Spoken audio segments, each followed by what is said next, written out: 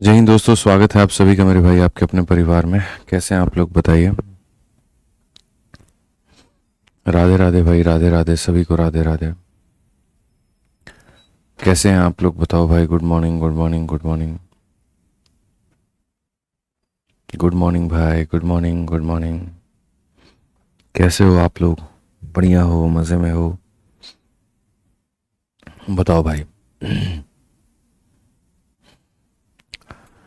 चलिए, काफ़ी सारे लोग लाइव हैं, बहुत अच्छा लग रहा है देख करके। उम्मीद करते हैं कि सब बहुत बढ़िया होगा, फर्स्ट क्लास होगा। विनायक, अजीत, निशा, मोहन, ललित कुमार, साक्षी पाल, शिवा, सविता, सोमवीर, बहुत अच्छे मेरे भाई। यहाँ पे सभी लोग लाइव हैं, बहुत अच्छा, बहुत अच्छा। तो हम लोग पढ़ रहे थे मेंसुरेशन, और मेंसुरेशन में 26 नंबर क्वेश्चन तक हमने कर लिया था। अब 27 से लेकर के आगे तक सभी सवालों को करना है और बेहतर तरीके से मेरे भाई उनको जानना है।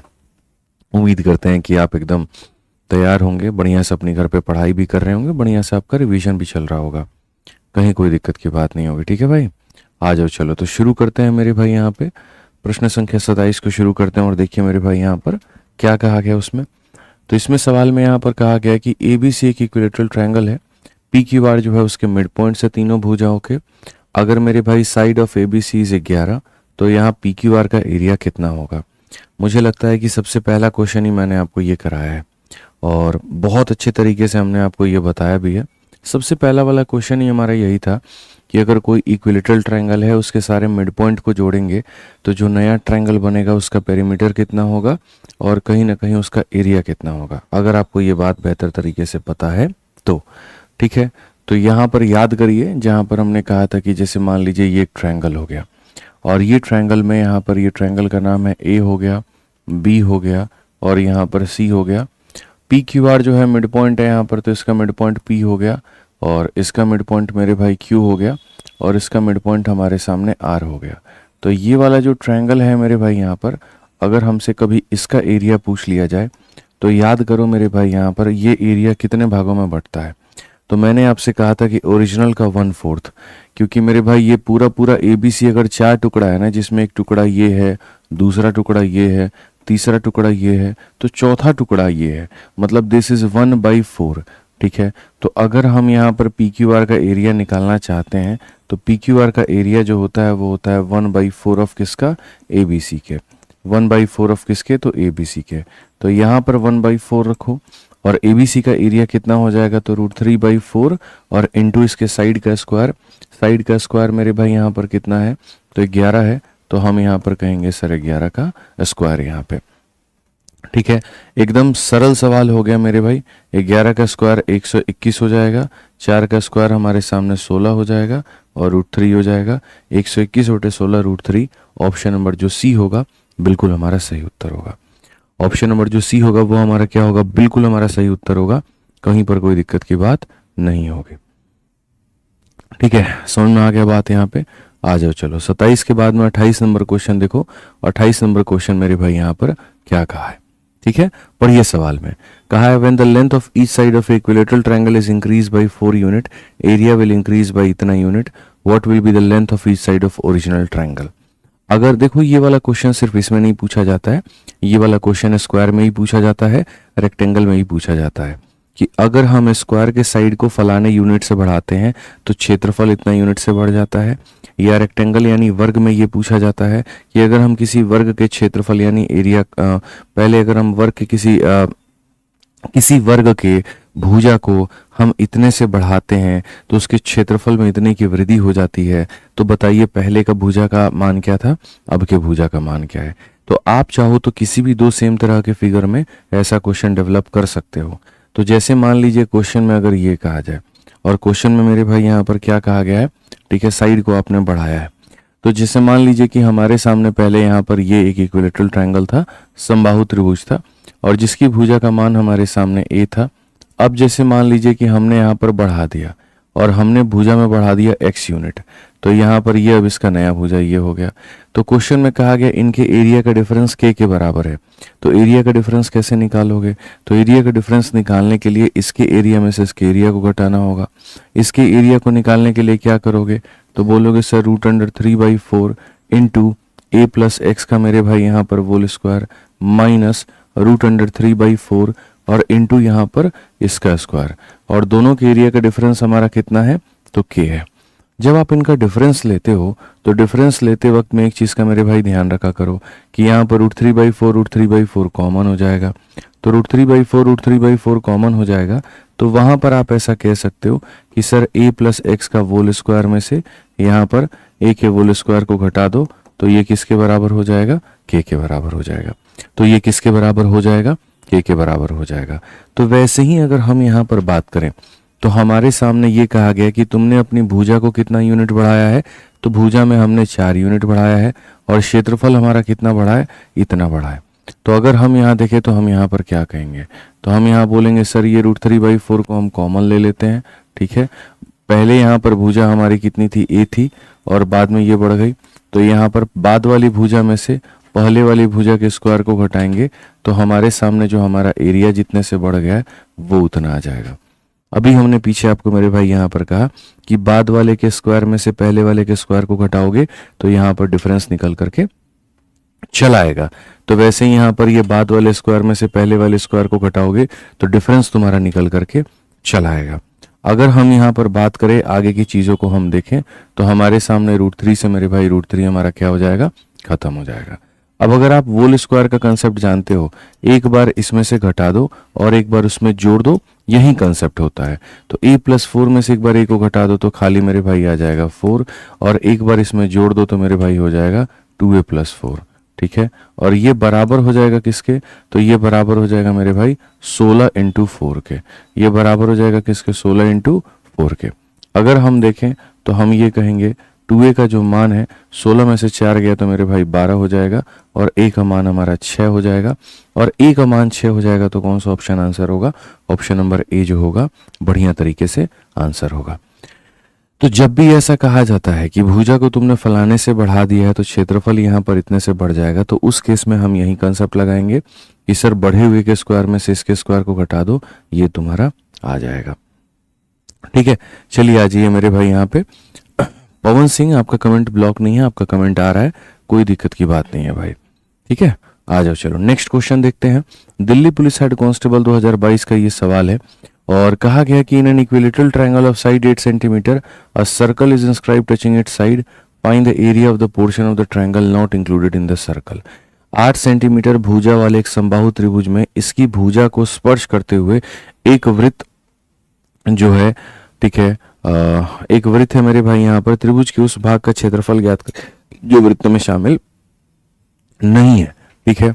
अब यहाँ पर क्या होता है, जैसे मानो तुम्हारे सामने ये कहा गया कि आपके सामने यहाँ पर ये एक ट्रायंगल है दोस्त, यहाँ बहुत तरीके से देखिए, और इसके अंदर में ये एक सर्कल मौजूद है। In an equilateral triangle of side मेरे भाई कितना, तो यहाँ पर 8 सेंटीमीटर एक सर्कल है, इसके अंदर में area of portion not included in circle, जो सर्कल के अंदर में नहीं आता है, यानी इस भाग का मेरे भाई यहाँ पर एरिया हमारा कितना होगा, ठीक है। हिंदी में भी वही कहा है, इंग्लिश में भी वही कहा है कि एक आपके पास में त्रिभुज है, उस त्रिभुज के अंदर में एक वृत्त है, ठीक है। तो अगर हम उस वृत्त को काट करके निकाल दें, सर्कल को काट करके निकाल दें, तो जो लेफ्ट पोर्शन हमारा बचेगा उसका एरिया कितना होगा। तो लेफ्ट पोर्शन का एरिया तुम लोग कैसे निकालोगे, तो लेफ्ट पोर्शन का एरिया निकालने के लिए ट्रायंगल के एरिया से सर्कल के एरिया को क्या करना होगा, माइनस करना होगा। ट्रायंगल के एरिया को क्या करना होगा, तो माइनस। तो अगर हम यहाँ देखें तो हम यहाँ पर क्या कहेंगे, तो हम यहाँ पर कहेंगे सर लेफ्ट का जो एरिया है वो देखो यहाँ पर कैसे निकालोगे। लेफ्ट का एरिया निकालने के लिए जो ट्रायंगल का एरिया होता है वो हो जाता है √3/4 × a², और जो सर्कल का एरिया हो जाता है वो हो जाता है पाई × r²। पाई इंटू कितना हो जाएगा, r² हो जाएगा। अब एक बात बताओ मेरे भाई, यहाँ पर ये हो गया तुम्हारा √3/4 × a² के, और जो तुम्हारा रेडियस होता है भाई मेरे यहाँ, ये जो रेडियस होता है, तुम कैसे भूल गए कि रेडियस हमारा a/2√3 होता है, बताओ। अंदर वाले सर्कल का जो रेडियस है, इसका जो मेरे भाई यहाँ पर ये जो रेडियस है मेरे भाई, तो इसका रेडियस a/2√3 होता है, और बड़े वाले का रेडियस a/√3 होता है। इसको इन रेडियस बोलते हैं, उसको सरकम रेडियस बोलते हैं। अंतः त्रिज्या ये हो गया, वो परित्रिज्या हो गया, तो इसकी अंतः त्रिज्या a/2√3 है। तो यहाँ पर अगर आप देखोगे तो बोलोगे सर देखो r की वैल्यू हमारी कितनी है, तो r की वैल्यू हमारी a/√3 है। तो यहाँ पर देखो a का स्क्वायर हमारे सामने कितना हो जाएगा, a स्क्वायर हो जाएगा, और यहाँ 2√3 का स्क्वायर देखो, 2 2 4 3 के 12, तो ये हमारे सामने 12 हो जाएगा। ये हमारे सामने कितना हो जाएगा, 12 हो जाएगा। अगर हम इसको सॉल्व करते हैं भाई, तो ये पाई को भी तुम सॉल्व कर लो, पाई की वैल्यू भी तुम रख ही लो, क्यों यहाँ पर छोड़े हुए हो। तो यहाँ पर हो जाएगा 22 और बट्टे में कितना हो जाएगा, 7 हो जाएगा। चलो मेरे भाई, ए स्क्वायर कॉमन है, जो बाकी चीज़ें उसको अलग निकाल लो, बेहतर हो गया। a² / 4 ले लो, तो a² अगर हम 4 कॉमन ले लेते हैं, तो a² / 4 कॉमन ले लेते हैं, तो यहाँ बचेगा मेरे भाई √3, ठीक है। और यहाँ पर मेरे भाई कितना बचेगा, तो बोलोगे सर ये 22 हो गया, 4 ले लिया, 3 बचा, 22/21 हो जाएगा। क्या हो जाएगा सर, 22/21 हो जाएगा। अब ओवरऑल अगर हम देखें तो अभी हम वैल्यूज खाली रखना है, वो बाद में रख लेगा आदमी। या पाई का वैल्यू उन्होंने कहा 3.14 लेने को, तो चलो मेरे भाई कोई बात नहीं, पाई की वैल्यू जैसे उन्होंने जो कही है आप वही ले लो यहाँ पे, ठीक है, वो ज़्यादा सही रहेगा। आप यहाँ पर पाई लिख लो, और आर का स्क्वायर का मतलब यहाँ पर कितना हो जाएगा, a का स्क्वायर बट्टे में कितना हो जाएगा, 12 हो जाएगा। अगर हम कॉमन लेने को आए तो हम यहाँ पर a का स्क्वायर भी कॉमन ले सकते हैं, 4 भी कॉमन ले सकते हैं। यहाँ पर बच जाएगा मेरे भाई √3, ठीक है, यहाँ पर बच जाएगा पाई, और यहाँ पर बच जाएगा मेरे भाई देखो 12 में से 4 निकाल दिया, बचा कितना, 3 बच गया। आ जाइए, चलिए a का जो मान है वो हमारे कितना है, तो साइड हमारा 8 है, तो अगर 8 है तो 8 का स्क्वायर कितना हो जाएगा, 64, 64 बटे में कितना हो जाएगा, 4 हो जाएगा। यहाँ पर √3 की वैल्यू इन्होंने कितनी कही है, तो बोला है 1.732 लेने को, और यहाँ पाई की वैल्यू कितनी कही है, तो बोला है 3.14 लेने को। 3.14 डिवाइडेड बाई 3 मेरे भाई। यहाँ बहुत तरीके से आप इसको बना सकते हैं, सारा खेल कैलकुलेशन का है। यहाँ 16 आ जाएगा, और यहाँ पर ये देखोगे तो 1.732 है मेरे भाई, इसको तुम काटो, 3 एकम 3 हो गया मेरे भाई यहाँ पे। उसके बाद में तुम्हारा कितना हो जाएगा, 3 चौके 12 लगभग, और 3 पचे 15, 1.05 ही मान लेते हैं, कोई इशू की बात नहीं है, कोई यहाँ पर ऐसी कोई दिक्कत की बात नहीं है। फाइनली मल्टीप्लाई करना है 16 को मेरे भाई, ठीक है। तो 1.732 में से मेरे भाई तुम घटा लो 1.050 को, तो यहाँ पर घटाओगे 2 आएगा, 13 से 5 गया तो मेरे भाई 8 आएगा, 682, 0.682 जो होगा ये हमारा आ जाएगा। लास्ट में मल्टीप्लाई कर दीजिए, बात खत्म। 16 का 2 गुना 32 का 2 3 हाथ में, 16 का 1 गुना 128 और 3 131 का 1 13 हाथ में, 16 छक 96 और मेरे भाई यहाँ पर जो 13 है वो जोड़ दो, तो यहाँ पर बोलोगे सर 107, 107। 3 अंकों के बाद में दशमलव है, 10.72, मतलब यहाँ पर इतने करीब में आ रहा है 10.712, इससे थोड़ा सा हो सकता है ज़्यादा ही आ जाए।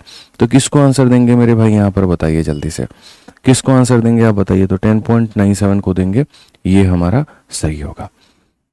तो एकदम नॉर्मल सा क्वेश्चन था, कहीं पर कोई दिक्कत की बात नहीं है, ठीक है, समझ में आ गया। शिव भाई इसमें है क्या जो तुम कह रहे हो नहीं समझ में आ रहा है। एक यहाँ 10वीं क्लास के बच्चे को भी बिठा करके अगर मैं ये बोल दूंगा पीला वाला एरिया बताओ, तो वो भी ये कहेगा गुरुजी ट्रायंगल के एरिया में से सर्कल के एरिया को घटा दीजिए, हमारा पीला वाला एरिया आ जाएगा। ट्रायंगल का एरिया इतना होता है, सर्कल का एरिया इतना होता है, ट्रायंगल का ट्रायंगल लिख दिए और सर्कल में रेडियस का मान लिख दिए, सॉल्व कर दिए। गजब बात करते हो यार तुम भी यार, कि सर नहीं समझ में आ रहा है, बकलोल वाली बातें हैं। छोटी सी चीज ऐसी चीज नहीं है और तुम कह रहे हो समझ नहीं आ रहा है। पढ़ाई वढ़ाई नहीं करोगे तो यही ना होगा।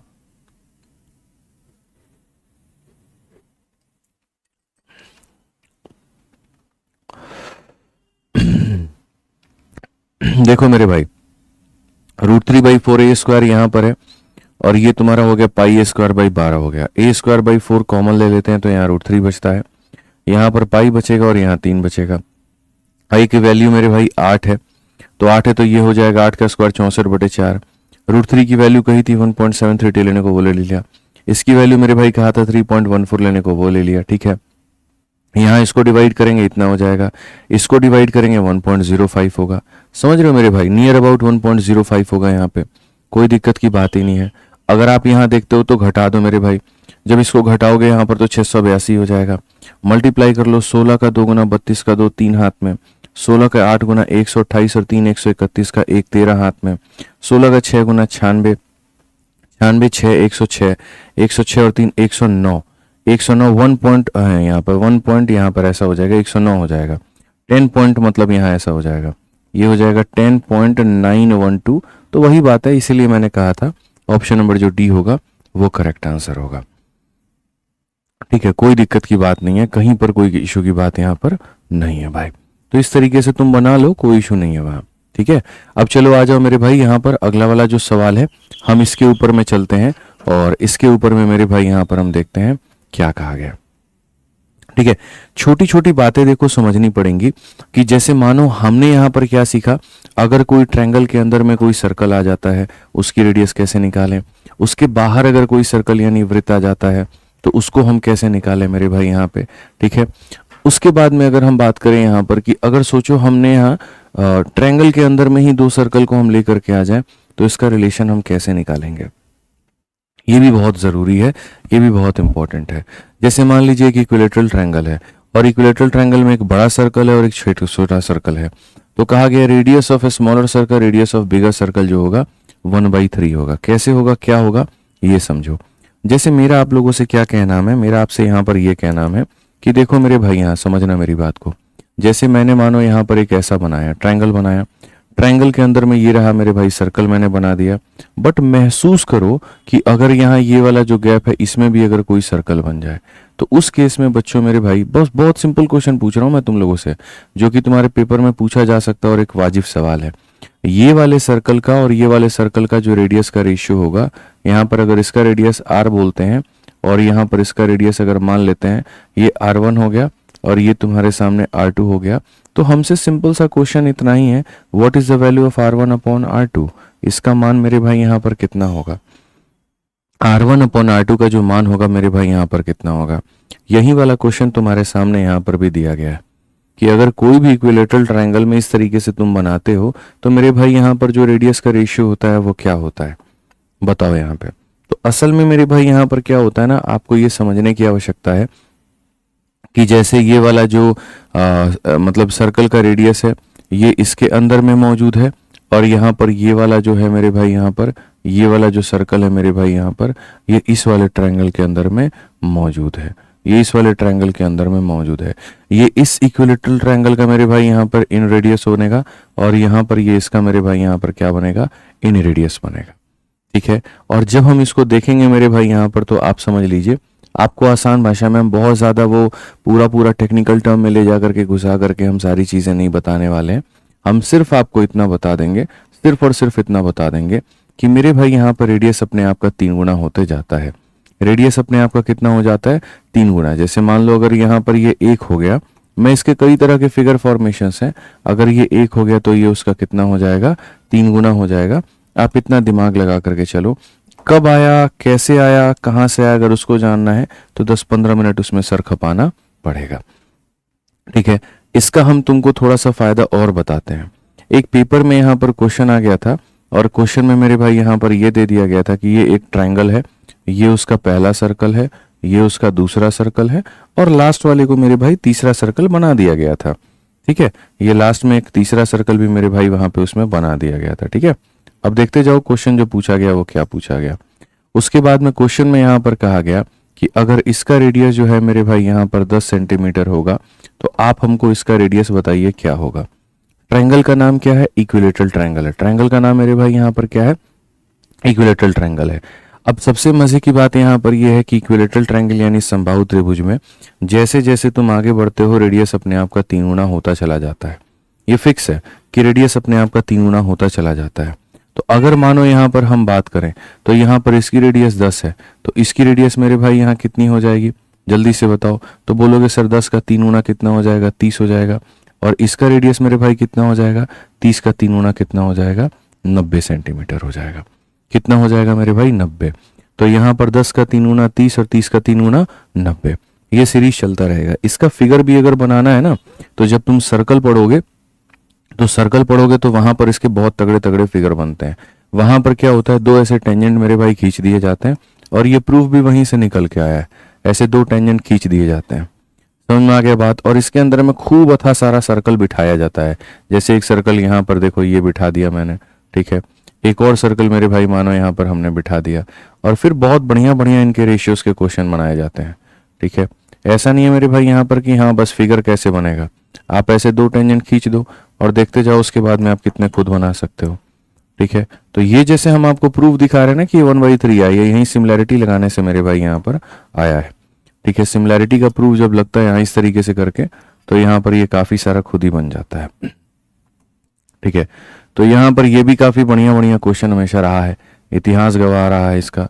ठीक है, कि यहाँ पर जो है इसमें सब के वैल्यूज पूछे गए। मान लो यहाँ पे अब इस वाले केस में मेरे भाई यहाँ पर क्या है, इसकी वैल्यू मेरे भाई दे दी गई है, और कितना दे दिया गया है, इसका वैल्यू दे दिया गया है 9 सेंटीमीटर। बोला है इन दोनों का मान बता दो, इन दोनों का मान बता दो, कितना होगा मेरे भाई। यहाँ पे इस तरीके से करके वैल्यू पूछ ली गई है।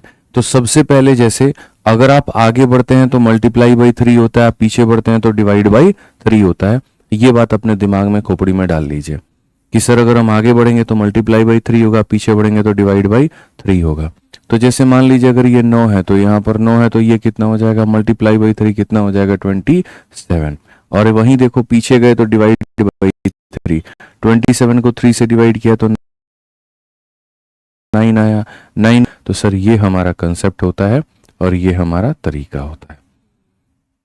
समझ में आ गया बात यहाँ पे। ठीक है, इसका 3 गुना 3 गुना 3 गुना इस तरीके से। और ये पूरा का जो पूरा प्रूफ आया है वो कहाँ से आया है, तो सिमिलैरिटी से आया है, समरूपता से आया है।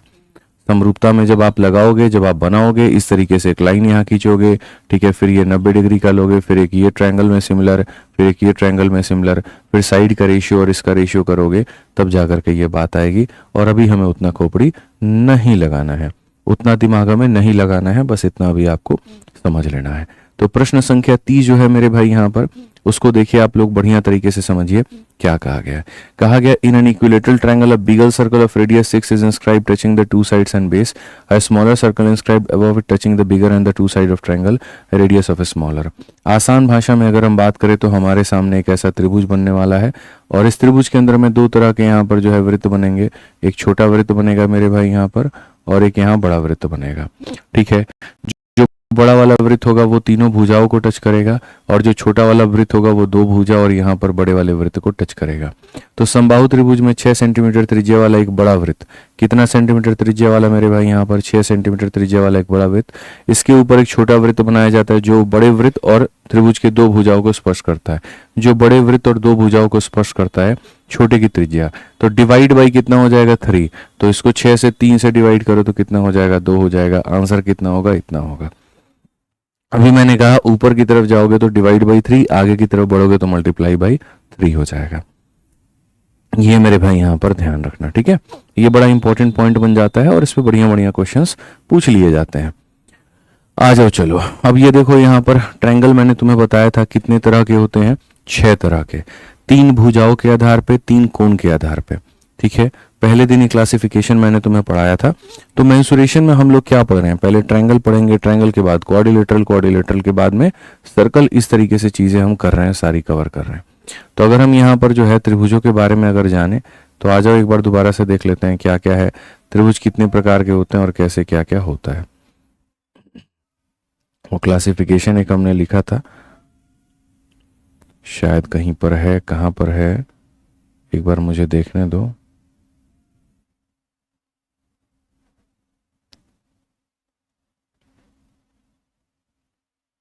इधर ही कहीं पर था मेरे भाई बीच में, हाँ ये रहा। ठीक है, तो जैसे मैंने यहाँ लिखा हुआ था कि ट्रायंगल भुजा के आधार पे, कोण के आधार पे, 2 आधार पर बांटते हैं। भुजा के आधार पर 3 प्रकार का, कोण के आधार पर 3 प्रकार का। तो आप लोगों ने अब तक जितने भी क्वेश्चंस हम करा रहे थे वो सारे के सारे इक्विलेटरल पे करा रहे थे। अब आपने इसके ऊपर क्वेश्चंस कर लिए। मैंने आपसे बहुत स्पष्ट भाषा में कहा था कि यहाँ पर भुजा के आधार में इक्विलेटरल हो गया और यहाँ पर ये राइट हो गया, ये बड़ा इंपॉर्टेंट है। तो अब यहाँ पर इसके सारे सवाल करने के बाद में हम लोग आते हैं और राइट एंगल ट्रायंगल के बारे में पढ़ते हैं, समकोण त्रिभुज के बारे में पढ़ते हैं। ये भी बहुत महत्वपूर्ण है पेपर पॉइंट ऑफ व्यू से, और इसको भी आपको मेरे भाई ध्यान रखना है। आइए चलिए समकोण त्रिभुज के बारे में पढ़ा जाए। तो सबसे पहले समकोण त्रिभुज के बारे में जब आप पढ़ोगे तो समकोण त्रिभुज में होता क्या है, तो समकोण त्रिभुज में मेरे भाई यहाँ पर ये होता है कि जैसे मान लीजिए यहाँ पर ये परपेंडिकुलर है और ये हमारा बेस है, दोनों के बीच में कितने का एंगल है, 90 का, और ये हमारा क्या हो जाएगा, हाइपोटेनस हो जाएगा। तो यहाँ समकोण त्रिभुज में क्या होता है, सबसे पहले तो पाइथागोरस के थ्योरम का फॉलो होता है, उसके नियम का यहाँ माना जाता है। पाइथागोरस का थ्योरम क्या कहता था, परपेंडिकुलर के स्क्वायर में बेस के स्क्वायर को जोड़ेंगे तो किसका स्क्वायर आ जाएगा, हाइपोटेनस का स्क्वायर आ जाएगा। किसका स्क्वायर आ जाएगा मेरे भाई, हाइपोटेनस का। तो पहला यहाँ पर बात ही वही कहा गया, परपेंडिकुलर के स्क्वायर में बेस के स्क्वायर को जोड़ोगे तो क्या हो जाएगा, हाइपोटेनस का स्क्वायर हो जाएगा। बाकी पेरीमीटर कितना होता है, perpendicular plus base plus height, ये पेरीमीटर हो जाता है। और एरिया हमारा कितना होता है मेरे भाई, तो area half into perpendicular into base हमारे सामने, ये हमारा एरिया यानी क्षेत्रफल हो जाता है। ठीक है, अब अगर हम देखें यहाँ पर तो साथ में एक और मजे की बात, अगर तुमको राइट एंगल ट्रायंगल यानी समकोण त्रिभुज का एरिया निकालना है, तुम्हारे पास में परपेंडिकुलर नहीं है, तुम्हारे पास में बेस नहीं है, सपोज करिए आपको यहाँ किसी भी समकोण त्रिभुज का क्षेत्रफल निकालना है, ना कोई परपेंडिकुलर दिया गया है और ना कोई बेस दिया गया है, तो उसके बाद भी आप एरिया कैसे निकाल पाएंगे, तो उसके बाद आप एरिया जो है मेरे भाई खाली इस हाइपोटेनस और यहाँ इसके बिहाफ पे निकाल पाएंगे। अब ये कैसे होता है मेरे भाई, देखो सबकी चीजें अलग अलग होती हैं।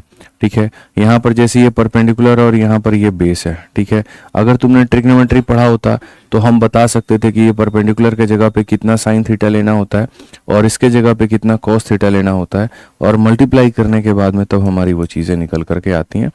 फिलहाल उतना दिमाग मत लगाओ, खाली तुम अभी इतना दिमाग लगा दो कि सर ये जैसे हमारे सामने ट्रायंगल है, ट्रायंगल में यहाँ पर ये हमारे सामने कितना दिया गया, थीटा, और ये हमारे सामने दिया गया हाइपोटेनस। तो एरिया निकालने के सर हमारे पास में दो तरीके हैं, फिर से रिपीट कर देता हूं। अगर परपेंडिकुलर और बेस के आधार पे लिखना है तो half into perpendicular into base लिख लो सर, और अगर इसके आधार पे ना लिख करके ऐसे लिखना है तो सर लिख दो हाफ इंटू, और तब उसके बाद में कितना, हाफ इंटू परपेंडिकुलर बेस, और या तो मेरे भाई हाफ इंटू क्या हो जाएगा, यहाँ पर सीधा सीधा हाफ मत लिखो सर, सीधा सीधा, या फिर ऐसे लिख दो हाइपोटेनस का स्क्वायर कर दो, 4 से डिवाइड कर दो, हाइपोटेनस का स्क्वायर कर दो, 4 से डिवाइड कर दो, और यहाँ लिख दो मेरे भाई कितना, साइन 2 थीटा। यहाँ पर कितना लिख दो मेरे भाई, साइन 2 थीटा। इसके स्क्वायर को 4 से डिवाइड करके साइन 2 थीटा, बस बात खत्म। तो ये तुम्हारे दो अलग अलग क्षेत्रफल निकालने के तरीके हो जाएंगे।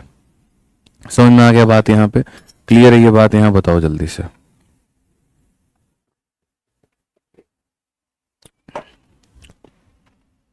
ठीक है, तो अगर हम क्वेश्चन नंबर 31 देखें तो ये क्या है, तो कहा गया one of the angle of A right angle triangle is 15। आपके पास एक समकोण त्रिभुज है और इसका एक जो कोण है मेरे भाई यहाँ पर 15 डिग्री का है।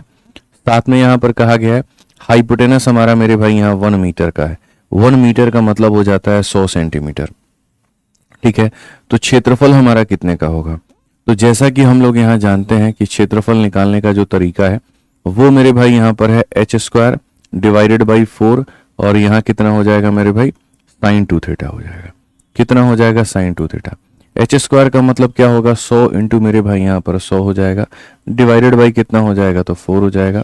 साइन 2 थीटा का मतलब क्या होता है, 15 का डबल 30 हो जाता है, तो मेरे भाई यहाँ पर साइन 30 हो जाएगा। ठीक है, अब उसके बाद अगर हम देखते हैं तो 4 से हम काटेंगे 25 बार में, तो 25 बार में काटेंगे तो हमारे सामने 2500 हो जाएगा। उसके बाद में साइन 30 की वैल्यू हमारे सामने कितनी हो जाएगी, 1/2। ये फिक्स है, साइन 30 की वैल्यू हमारे सामने इतनी होती है। अब 1/2 होती है तो 2 से अगर हम काटेंगे तो मेरे भाई 1250 हो जाएगा, और 1250 कौन सा ऑप्शन है, ऑप्शन नंबर बी जो है बिल्कुल हमारा सही उत्तर है। एक बच्चा कह रहा है ये क्या पी रहे हो, ठीक है नींबू पानी पी रहे हैं भाई, सुबह सुबह में नींबू और शहद और पानी। ठीक है, इससे थोड़ा फैट कम होता है बस।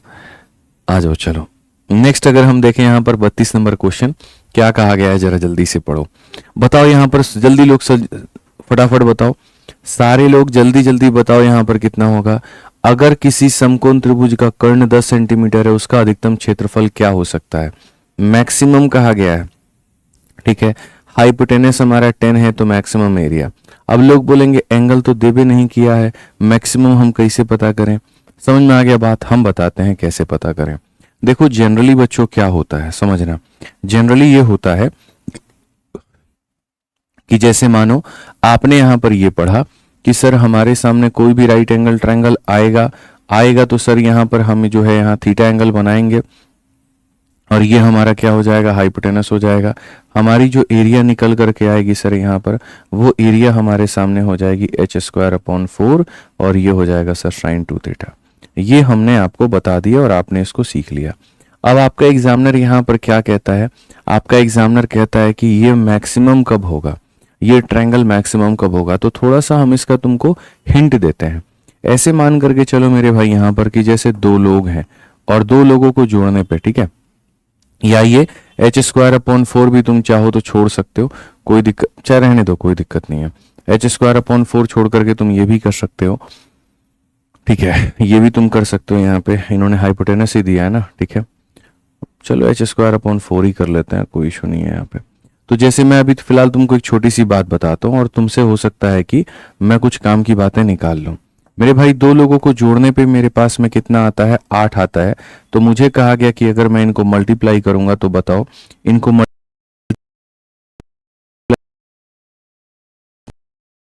मैक्सिमम रिजल्ट कब मिलेगा।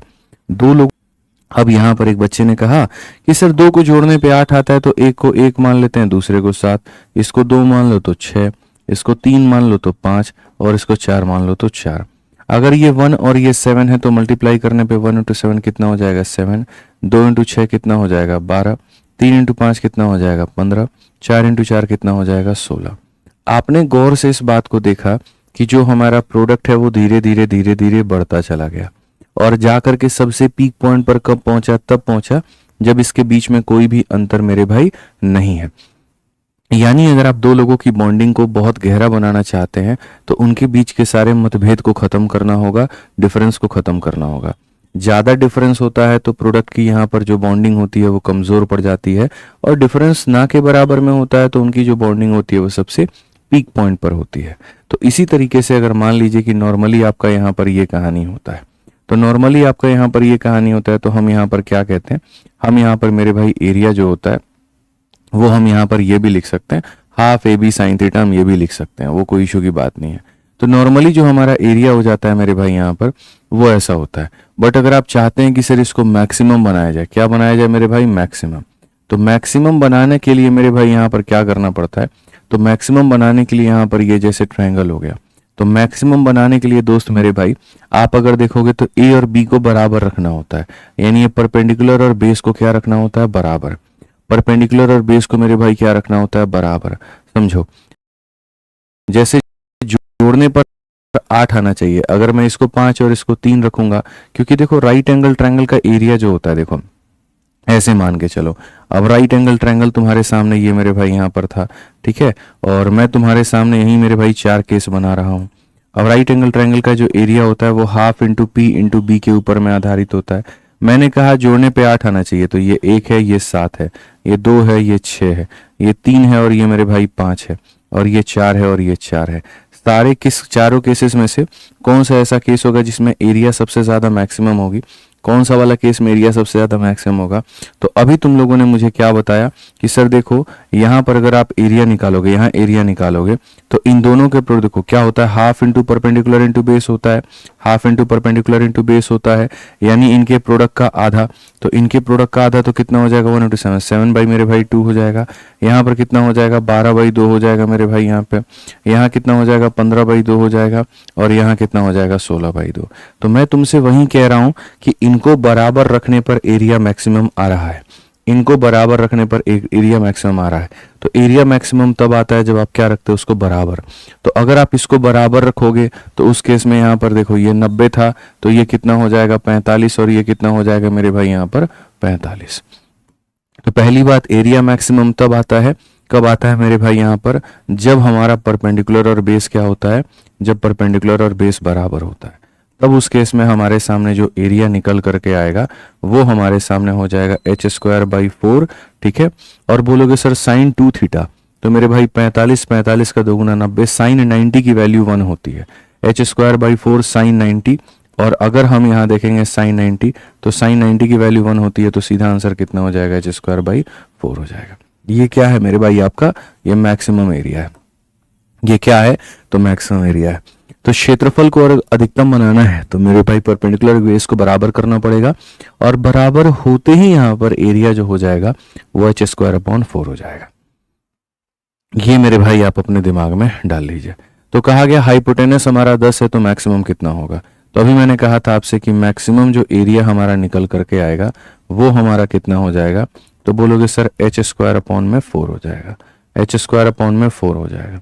एच का मान 10 है तो 10 का स्क्वायर 100, और 100 को हम 4 से डिवाइड करेंगे तो हमारे सामने कितना हो जाएगा 25। ऑप्शन नंबर बी आंसर है। ठीक है, ऑप्शन नंबर बी जो है मेरे भाई यहाँ पर क्या है, आंसर है। ठीक है, कोई दिक्कत की बात है, कोई परेशानी की बात है, बताइए। अभिमन्यु पटेल कहते हैं मिनिमम कब होगा, मिनिमम नहीं पूछा जाता है तो मिनिमम के पीछे मत भागो। ठीक है, मैक्सिमम पूछा जाता है वही बताएंगे हम। ठीक है, आ जाओ चलो। अब यहाँ देखो, जैसे तुम एक समकोण त्रिभुज के बारे में पढ़ते हो, देखो क्या हो गया वो। ठीक है, समकोण त्रिभुज के बारे में मेरे भाई यहाँ पर पढ़ते हो, और समकोण त्रिभुज के बारे में अगर पढ़ते हो तो देखो यहाँ पर क्या है। ठीक है, समकोण त्रिभुज में मेरे भाई यहाँ पर एक छोटा समकोण त्रिभुज के अंदर में एक सर्कल होता है जिसको हम लोग इन सर्कल कहते हैं, अंतःवृत्त कहते हैं। बाहर जो सर्कल होता है उसको मेरे भाई देखो यहाँ पे, ये अंदर वाले सर्कल को क्या कहते हैं, इन सर्कल इंग्लिश में, हिंदी में अंतःवृत्त। बाहर वाले को मेरे भाई कहते हैं सरकम सर्कल, परिवृत्त। अब ये अंदर वाले में बाहर वाले में थोड़ा सा ही लोगों का जो है अपना अपना एक कहीं ना कहीं रिलेशन है। तो जैसे मैं तुम्हें पहले भी बता चुका हूं, इक्विलेटरल ट्रायंगल की थोड़ी सी मैं कहानी याद दिला दूं कि सर अगर दुनिया का कोई भी एक ट्रायंगल है इक्विलेटरल ट्रायंगल, और इक्विलेटरल ट्रायंगल के अंदर में जो सर्कल है, अगर हमें उसकी त्रिज्या निकालनी है और बाहर वाला जो सर्कल है उसकी त्रिज्या निकालनी है, तो अंदर वाले की जो त्रिज्या होती है वो a अपॉन में 2√3 होती है, जैसा हमने आपको पढ़ाया। और बाहर वाले की जो त्रिज्या होती है वो a अपॉन में √3 होती है, ये भी हमने आपको पढ़ाया। और ये किसके केस में पढ़ाया हमने, इक्विलेटरल ट्रायंगल, यानी इक्विलेटरल का मतलब हो जाता है समबाहु त्रिभुज में। अब हम थोड़ा सा इस बात से आपको ऊपर लेके चलते हैं और यहां से हम आपको समझाते हैं कि अगर वो इक्विलेटरल ट्रायंगल नहीं होता, अगर मान लीजिए यहाँ पर ये राइट एंगल ट्रायंगल होता, तो राइट एंगल ट्रायंगल के अंदर में भी दो सर्कल, देखो इसके अंदर में भी एक मेरे भाई यहाँ पर सर्कल बनता है और इसके बाहर में भी यहाँ पर एक सर्कल बनता है। बस ये होता है कि जैसे अंदर वाले का अगर तुमको ये रेडियस निकालना है, तो अंदर वाले का जब रेडियस निकालना है तो उसको निकालने के लिए perpendicular plus base minus hypotenuse upon 2, ये हमारा फॉर्मूला होता है। परपेंडिकुलर ये हो गया मेरे भाई, बेस हमारे सामने ये हो गया, और ये हमारे हाइपोटेनस हो गया। इन दोनों को जोड़ो, इसको घटाओ और क्या कर दो, आधा। ये डन है। लंब प्लस आधार माइनस कर्ण बटे 2 हो जाएगा।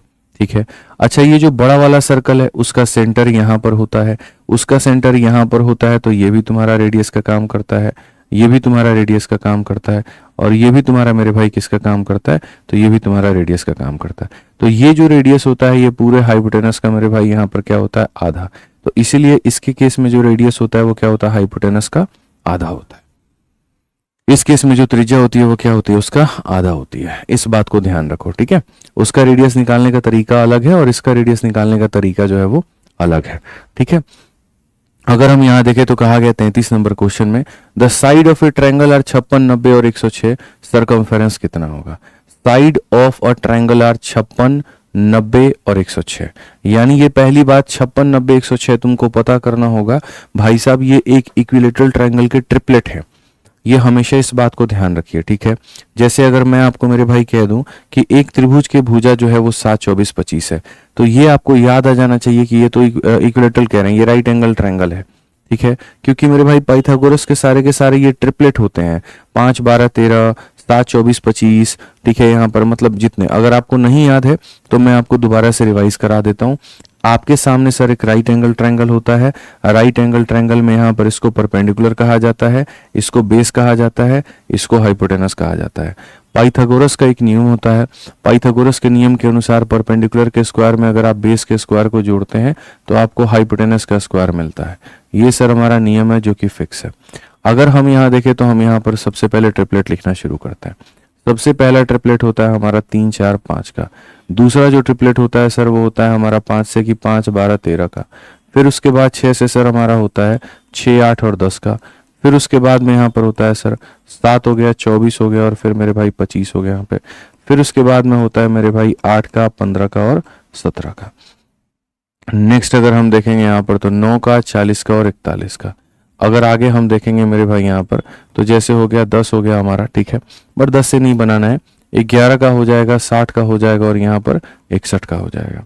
ठीक है, उसके अलावा मेरे भाई और भी काफ़ी सारे ट्रिपलेट्स होते हैं जो कि वक्त रहते रहते धीरे धीरे निकल करके आ रहे होते हैं, जब आप समझोगे 20, 21, 29 और ये सारी चीज़ें, ठीक है। बट मोस्टली मेरे भाई आपके जो ट्रिपलेट्स होते हैं वो कुछ यहीं होते हैं और यहीं आपको याद करने होते हैं, 8, 6, 10 और ये सारी चीज़ें हो गई, ठीक है। अब यहाँ पर क्या होता है कि जैसे मानो मैंने तुम्हें यहाँ पर कहा कि भैया मैं तुम्हें एक ऐसा ट्रायंगल दे रहा हूँ जिसकी भुजा तुम्हारी 7, 24, 25 है, उसका तुम कहीं ना कहीं क्या बता दो, सरकमफेरेंस बता दो। ठीक है, सॉरी। तो जैसे मानो कोई भी राइट एंगल ट्रायंगल का जो सरकमफेरेंस होता है वो किसके बराबर होता है, जो परिधि होती है वो किसके बराबर में होती है। तो ये हमारे पास में एक समकोण त्रिभुज है, ये समकोण त्रिभुज का मेरे भाई यहाँ पर ये बड़ा वाला सर्कल है। परिधि निकालने के लिए इसका क्या निकालना पड़ेगा, तो रेडियस निकालना पड़ेगा। परिधि निकालने के लिए क्या निकालना पड़ेगा, तो रेडियस, ठीक है। तो आप यहां पर कहोगे कि सर देखो सरकमफेरेंस को इंग्लिश, देखो यहाँ पे ये पेरीमीटर को इंग्लिश में क्या कहते हैं, सरकमफेरेंस कहते हैं, और हिंदी में परिधि कहते हैं। सरकमफेरेंस जो होता है वो होता है 2 पाई r होता है, ठीक है। हम 2 भी रखेंगे, पाई भी रखेंगे, और r के लिए क्या लिखते हैं, हाइपोटेनस का आधा लिखते हैं। तो यानी सर अगर हम हाइपोटेनस को खाली पाई से मल्टीप्लाई कर दें तो वही हमारा क्या बन जाता है, सरकमफेरेंस बन जाता है। वही हमारा क्या बन जाता है, तो सरकमफेरेंस बन जाता है। यानी जो चीज दिखने में इतनी बड़ी नजर आती है मेरे भाई यहाँ पर, वो होती है बहुत छोटी। यानी अगर मैं एग्जाम्पल के तौर पे तुमसे एक एग्जाम्पल दूं और मैं कहूं मेरे भाई यहाँ पर कि हमारे सामने एक ऐसा राइट एंगल ट्रायंगल है, इसकी भुजा 7 है, ये 24 है, और ये हमारे सामने 25 है। आप इसका सरकमफेरेंस बता दो, आप इसका मेरे भाई यहाँ पर सरकमफेरेंस बता दो। एकदम बढ़िया लाइन में, एक लाइन में सॉल्यूशन तुम दे दोगे कि गुरुजी सरकमफेरेंस बताना है, जो हाइपोटेनस है बस उसको पाई से मल्टीप्लाई कर दीजिए, यही आंसर है। जो हाइपोटेनस है उसको किससे मल्टीप्लाई कर दीजिए, पाई से मल्टीप्लाई कर दीजिए, वही आंसर है। हाइपोटेनस को पाई से मल्टीप्लाई कर दो, वही आंसर है। तो यहां पर भी मेरे भाई क्या होगा, 56, 90 और 106। तो 56 और 90 यहां पर ये हो सकता है ये दोनों भुजा हो, ये 56 और ये 90, ठीक है। और यहाँ पर ये जो 106 है तुम्हारा क्या है मेरे भाई, हाइपोटेनस है। तुम बोलोगे आपको कैसे पता है कि ये राइट एंगल ट्रायंगल है कि नहीं, तो भाई मुझे प्रैक्टिस करते करते पता है। आपको अगर वेरीफाई करना है तो इन दोनों के स्क्वायर को जोड़ करके देखिए कैलकुलेटर में, 106 के स्क्वायर के बराबर आएगा, और ये डन है। ये आप करके देख लीजिएगा। तो अगर हम इसके सरकमफेरेंस की बात करें तो सरकमफेरेंस क्या होगा, जो तुमने हाइपोटेनस लिखा है उसी में पाई का मल्टीप्लाई कर दो, बस बात खत्म। ऑप्शन नंबर ए जो है आंसर है। ऑप्शन नंबर ए मेरे भाई यहां पर क्या है, आंसर है। क्लियर है ये बात यहाँ पे, सृष्टि जी, मधु जी बहुत शानदार, सागर भाई बहुत बढ़िया भाई, ठीक है। तो ये ध्यान रखो, यहाँ जो आएगा बस उसको मल्टीप्लाई। चलो आ जाओ 34 नंबर क्वेश्चन देखो मेरे भाई यहाँ पर क्या है, ठीक है, आ जाइए। 34 नंबर क्वेश्चन देखिए क्या है, the inradius and circumradius are मेरे भाई इतना और इतना, एरिया हमारा क्या होगा, एरिया हमारा मेरे भाई यहाँ पर क्या होगा। अब बताओ जल्दी से इसका एरिया मेरे भाई तुम कैसे निकालने वाले हो, क्या निकालने वाले हो। तो देखो यहाँ पर क्या होता है, जैसे मान लेते हैं कि राइट एंगल ट्रायंगल होता है, ठीक है। ये सारी बातें हम लोग दोबारा से समझते हैं, और मैं तब तक पढ़ाऊंगा मेरे भाई जब तक तुमको एकदम से याद ना हो जाए, ठीक है।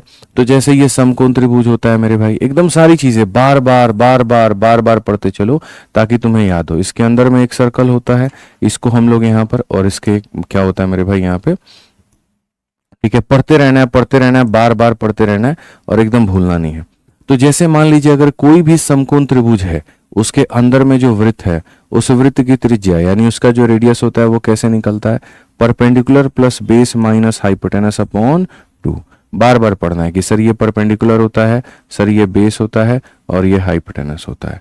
अगर इसके बाहर वाले सर्कल का जो रेडियस निकालना है, जिसको हम लोग कहते हैं कि सर ये भी कैपिटल आर है, अगर आप देखोगे यहाँ पर तो ये भी कैपिटल आर है गुरुजी, और यहाँ से अगर आप यहाँ देखोगे ये भी कैपिटल आर है। उस केस में अगर कैपिटल आर को निकालना है तो सर आपको हाइपोटेनस का क्या करना पड़ेगा, हाइपोटेनस का आधा, कि ये हमारे सामने परपेंडिकुलर है, ये हमारे सामने बेस है, और यहाँ पर ये हमारे सामने क्या हाइपोटेनस है, ठीक है। अब अगर मान लेते हैं यहाँ पर कि सर जब मान लीजिए हमारे सामने छोटा आर भी दिया है और हमारे सामने बड़ा आर भी दिया है, और क्वेश्चन में मेरे भाई यहाँ पर कहा है कि भैया इसका क्षेत्रफल बताओ। देखो यही तो है, किसी समकोण त्रिभुज में मेरे भाई यहाँ उसकी परित्रिज्या इतनी और यहाँ पर ये इतना है, समझ में आ गया बात यहाँ पे। तो हम उसका क्षेत्रफल कैसे निकालेंगे आप मेरे को बताओ। ठीक है, हम उसका क्षेत्रफल कैसे निकालेंगे मेरे भाई? तो उसका एरिया जो निकलता है, वो जो एरिया का फॉर्मूला होता है मेरे भाई, आप लोग जीवन भर याद रख लीजिए, वो एरिया का फॉर्मूला होता है R square plus 2RR। R square plus कितना हो जाएगा मेरे भाई? 2RR। ये फिक्स है और आप इसको अपने कॉपी में मेरे भाई बना करके लिख लो। आर स्क्वायर प्लस 2RR, छोटे वाले का स्क्वायर करना है और बाकी दोनों को मल्टीप्लाई करके डबल कर देना है। आर स्क्वायर प्लस 2RR एकदम फिक्स है मेरे भाई, ये हमारा होता है तो होता है। तो अगर हम यहाँ पर एरिया देखेंगे, तो अगर हम यहाँ एरिया देखेंगे तो मेरे भाई सीधा सीधा आप यहाँ बोलेंगे कि गुरुजी एरिया हमारा हो जाएगा आर स्क्वायर और प्लस हमारे सामने 2RR। छोटे वाले r की जो वैल्यू है वो 3 है, तो 3 का स्क्वायर हो जाएगा मेरे भाई 9। 2 इंटू हमारे सामने 3 और इंटू कितना हो जाएगा? बड़ा वाला r मेरे भाई 12.5। अगर हम यहाँ देखें तो हम बोलेंगे 12.5 का डबल 25, 25 का 3 गुना 75, 75 में 9 जोड़ दीजिए कितना हो जाएगा? 84। और 84 यहाँ पर ऑप्शन नंबर ए जो है वो फिक्स है। R square plus 2RR, formula book में भी इसका जिक्र दिया गया है। अगर तुम्हारे पास फॉर्मूला बुक है तो तुम उससे भी रिवाइज कर सकते हो, तुम उससे भी मेरे भाई रिवाइज यहाँ पर कर सकते हो, कहीं पर कोई भी दिक्कत की बात नहीं है। आर स्क्वायर प्लस 2RR ये तुम्हारा फिक्स वैल्यू होता है। ठीक है, आ जाओ चलो नेक्स्ट अब आते हैं और नेक्स्ट यहाँ सबसे मजेदार बात देखते हैं जो कि मेरे भाई यहाँ पर तुम्हारे सामने होता है। और यहाँ पर वो क्या होता है वो देखो, समकोण त्रिभुज की ही ये कहानी है। और जो कि मेरे भाई एक फिगर आप यहाँ ये देख सकते हैं, इसमें हो गया, एक फिगर आप यहाँ पर ये देख सकते हैं, इसमें हो गया। ठीक है, तो इसी के ऊपर में आधारित कुछ बातें हम आपको मेरे भाई बताते हैं। देखिए समकोण त्रिभुज बहुत प्यारी चीज होती है, ठीक है, और उसमें यहाँ पर अलग अलग तरह के कंसेप्ट बनते हैं। तो समकोण त्रिभुज में जैसे मान लीजिए कि आपका सवाल यहाँ पर ये बन जाए, एक हो सकता है यहाँ पर ये फिगर का बन जाए मेरे भाई, ठीक है, और दूसरा हमारे सामने यहाँ पर एक इस फिगर के लिए, मल्टीपल फिगर्स किसी के लिए भी बना लो, फर्क नहीं पड़ता है। ठीक है, यहां पर हम क्या करते हैं कि एक हम राइट एंगल ट्रायंगल लिए हैं, आप जो कि गौर से देख सकते हैं। राइट एंगल ट्रायंगल के यहां पर इसके जो बाहर है एक इक्विलेटरल ट्रायंगल बनाते हैं, इसको आधार मान करके एक इक्विलेटरल ट्रायंगल मेरे भाई यहां पर बनाया जाता है, और इसको आधार मान करके एक इक्विलेटरल ट्रायंगल यहां पर बनाया जाता है। तीनों अलग अलग तरह के इक्विलेटरल ट्रायंगल हम बना रहे हैं। ये इक्विलेटरल ट्रायंगल अलग है, ये अलग है, ये अलग है। ठीक है, इसका जो आधार है मेरे भाई यहाँ पर क्या होगा? P होगा। इसका जो आधार होगा वो क्या होगा? B होगा। और इसका जो आधार होगा वो क्या होगा? H होगा। ठीक है, ये सारे सारे अपने इक्विलेटरल ट्रायंगल है मेरे भाई यहाँ पे, ये सारे के सारे अपने इक्विलेटरल ट्रायंगल है मेरे भाई यहाँ के, और ये सारे के सारे एक अपने इक्विलेटरल ट्रायंगल है मेरे भाई यहाँ के। क्वेश्चन में कहा जाएगा अगर इसका एरिया मेरे भाई A1 है और इसका एरिया मेरे भाई यहाँ A2 है और इसका एरिया A3 है, तो आप यहाँ पर इसका एरिया और इसके एरिया में मेरे भाई जो रिलेशन है वो निकाल करके दिखा दो कि एरिया का रिलेशन क्या होता है, वो निकाल करके दिखा दो मेरे भाई एरिया का रिलेशन क्या होता है। ठीक है, तो मैं आपको यहाँ पर एक बहुत ही शॉर्ट फॉर्मेट में मेरे भाई चीज आपको बता दूंगा, आप उससे बहुत बढ़िया तरीके से रिलेट कर पाओगे। आपको पता है राइट एंगल ट्रायंगल में परपेंडिकुलर के स्क्वायर में बेस के स्क्वायर को जोड़ने पर हाइपोटेनस का स्क्वायर आता है, कि सर ये एक राइट एंगल ट्रायंगल का नियम है, ये एक समकोण त्रिभुज का क्या है? तो नियम है। अगर मैं हर जगह √3/4 से मल्टीप्लाई कर दूं, तो √3/4 से मल्टीप्लाई कर दूंगा तो ये बन जाएगा √3/4 इंटू पी का स्क्वायर। ठीक है, इसको भी √3/4 से मल्टीप्लाई कर दूंगा तो √3/4 इंटू मेरे भाई यहाँ बी का स्क्वायर, इसको भी √3/4 से मल्टीप्लाई कर दूंगा तो बन जाएगा √3/4 इंटू एच स्क्वायर। ठीक है, अब मेरे भाई एक बात बता दो, यहाँ पे बहुत तरीके से समझना, ये A1 एरिया क्या है? तो A1 एक इक्विलेटरल ट्रायंगल है जिसकी भुजा हमारे सामने कितनी है? तो जिसकी भुजा हमारे सामने P है, तो इक्विलेटरल ट्रायंगल का एरिया कितना होता है? √3/4 into side square, √3/4 into side square. यानी ये वाला जो भाग है ये किसको रिप्रेजेंट करता है? तो ये A1 को रिप्रेजेंट करता है। ठीक है, उसी तरीके से यहाँ पर ये भी एक इक्विलेटरल ट्रायंगल है जिसकी भुजा B है, तो उसका एरिया कितना हो जाएगा? √3/4 इंटू बी स्क्वायर। ये किसको रिप्रेजेंट करता है? A2 को रिप्रेजेंट करता है। ठीक है, ये जो मेरे भाई यहाँ पर H वाला है ये किसको रिप्रेजेंट करता है? A3 को रिप्रेजेंट करता है। तो बाद में हमको ये पता चला कि सर यहाँ पर A1 प्लस A2 बराबर हो जाएगा किसके? A3 के। A1 प्लस A2 बराबर हो जाएगा किसके? A3 के। यानी अगर हम यहाँ पर आसान भाषा में कहें तो कल के दिन ऐसा हो जाए कि जैसे मानो एक हमने यहाँ ट्रायंगल बनाया और ट्रायंगल में मेरे भाई यहाँ पर भी एक हमने ट्रायंगल बना दिया, यहाँ पर भी एक ट्रायंगल बना दिया और यहाँ पर भी एक ट्रायंगल बना दिया। इसका एरिया हमने कहा जी 10 है और इसका एरिया हमने कहा 20 है। आप मेरे को बताओ इसका एरिया कितना होगा? तो आप कहोगे सर यहाँ पर जो क्षेत्रफल बना होगा वो इन दोनों का सम होगा। यानी यहाँ वाला जो एरिया होगा वो यहाँ पर मेरे भाई क्या होगा, तो यहाँ वाला जो एरिया होगा मेरे भाई वो इन दोनों का सम यानी 10 + 20 हो जाएगा, और 10 + 20 का मतलब कितना हो जाएगा, 30 हो जाएगा। ये बड़ा एकदम सिंपल है, सॉलिड है, और इस बात को ध्यान रखना है। अब आप बोलोगे गुरुजी अगर हमने बेस में ट्रायंगल बनाया है क्या ये तभी सेटिस्फाई हो पाएगा? ऐसा बिल्कुल भी नहीं है, ठीक है, ऐसा बिल्कुल भी नहीं है। अगर आप मान लीजिए इक्वल, यहाँ पर ये राइट एंगल ट्रायंगल है आपके सामने, आप इनके यहाँ पर नीचे में बेस में ट्रायंगल बना दो, ठीक है, एक यहाँ पर ये संभावना हो सकती है। या फिर आप मान लीजिए राइट एंगल ट्रायंगल आप ले रहे हैं, ठीक है, और आप मेरे भाई यहाँ स्क्वायर बना दीजिए, कोई फर्क नहीं पड़ता है। आप यहाँ पर इसके नीचे स्क्वायर बना दीजिए, आप यहाँ पर इसको आधार मान के स्क्वायर बना दीजिए, आप इसको आधार मान के स्क्वायर बना दीजिए, ठीक है। या फिर आपने राइट एंगल ट्रायंगल लिया है मेरे भाई, ठीक है, आप इसको आधार बना के सेमी बना दो, इसको आधार बना के सेमी बना दो, और इसको आधार बना के सेमी बना दो। कोई भी पॉलीगन बनाओ, बस तीनों एक जैसे होने चाहिए। ये नहीं कि ट्रायंगल हो गया, ये स्क्वायर हो गया और ये सेमी सर्कल हो गया, नहीं, तीनों पर एक ही जैसा शेप होना चाहिए।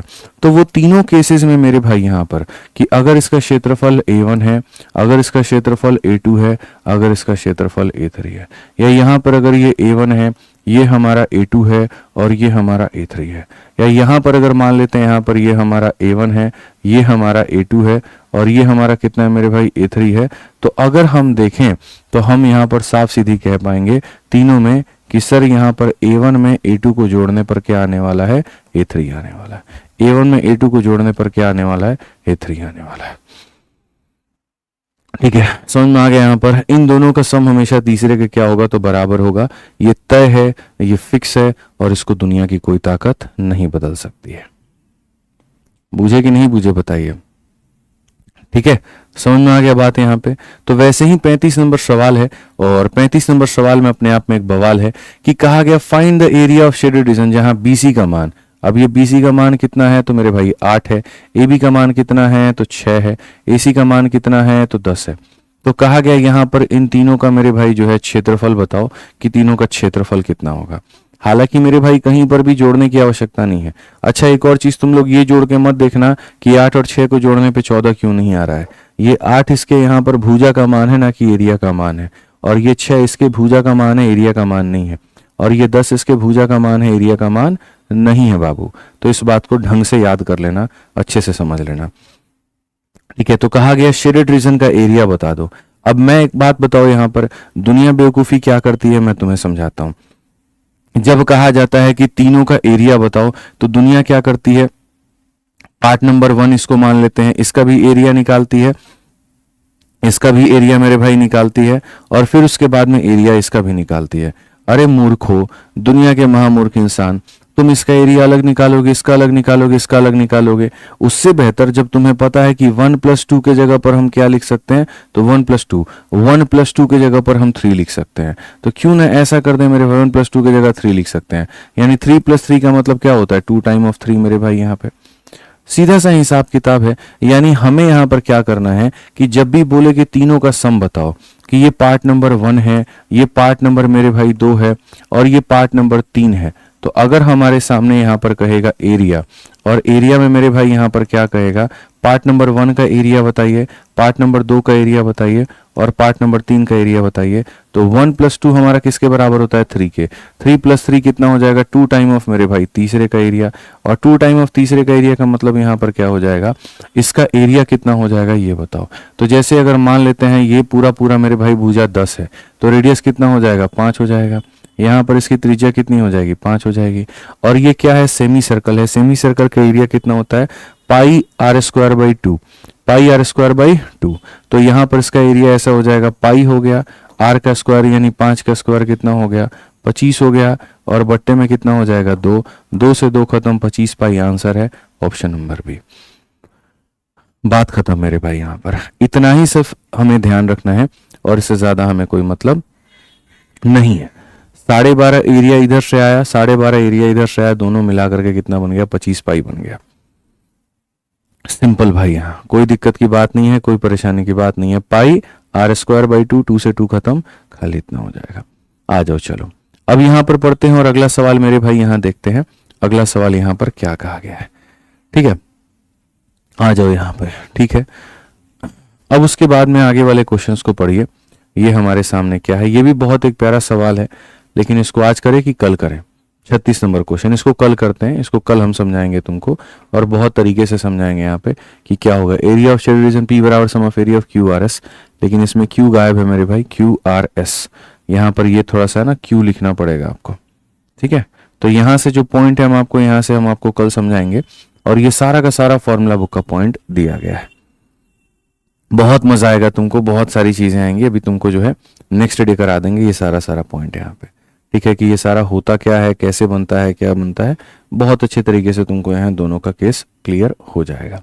एरिया ऑफ एस बराबर मेरे भाई यहाँ पर टी प्लस यू, बहुत बेहतर तरीके से समझ में आ जाएगा, ठीक है। चलो, तो आज के लिए हमारी तरफ से इतना ही है। बढ़िया से तुम लोग पढ़ाई करते रहो, एक तरफ में जो हम पढ़ा रहे हैं उसको पढ़ो, और दूसरी तरफ में अपना जो रिवीजन है मेरे भाई यहाँ पर वो अपना करते चलो। कहाँ से करना है? तो एसएससी मैथ वाली किताब से करना है। क्लासरूम शीट मैंने अपलोड कर दी है, एक बार यहाँ पर देख लेना। एसएससी वाले अपने एसएससी मैथ से करें, रेलवे वाले रेलवे मैथ से करें, ठीक है। बाकी जो भी जिस परीक्षा की अपनी तैयारी करते हैं वो उस परीक्षा की तैयारी अपने उस यहाँ पर किताब से करें, ठीक है। चलिए, ध्यान रखिए, मस्त रहिए भैया, और बढ़िया से अपनी पढ़ाई करते रहिए, कहीं पर कोई दिक्कत की बात नहीं है। एक एक करके मध्यम मध्यम सारी चीजें हम आपकी खत्म करा देंगे। हमारी तरफ से आज के लिए इतना ही है। ध्यान रखिए अपना, खुश रहिए, बहुत बहुत धन्यवाद। जय हिंद, थैंक यू।